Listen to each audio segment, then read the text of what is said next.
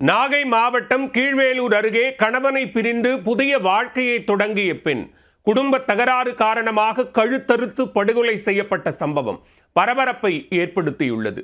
குடும்ப தகராறு கொலையில் முடிந்தது எப்படி?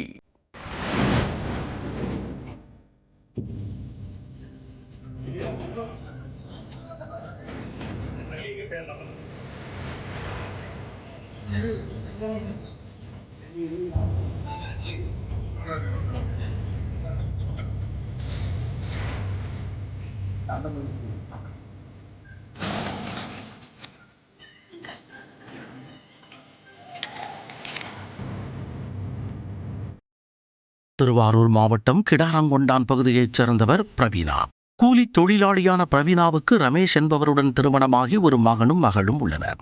கணவன் மனைவிக்குள் ஏற்பட்ட கருத்து வேறுபாடு காரணமாக சுமார் 2 ஆண்டுகளுக்கு முன்பு பிரவீனா தனது மகளுடன் கணவரை பிரிந்து சென்றதாக கூறப்படுகிறது.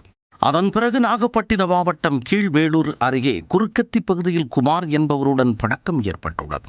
இருவரும் சேர்ந்து கடந்த 2 ஆண்டுகளாக குடும்பம் நடத்தி வந்த நிலையில் அவர்களுக்குள் அடிக்கடி குடும்ப தகராறு ஏற்பட்டதாக கூறப்படுகிறது. சம்பவத்தன்று அவர்களுக்குள் ஏற்பட்ட தகராறு முற்றி மோதலாக வெடித்துள்ளது.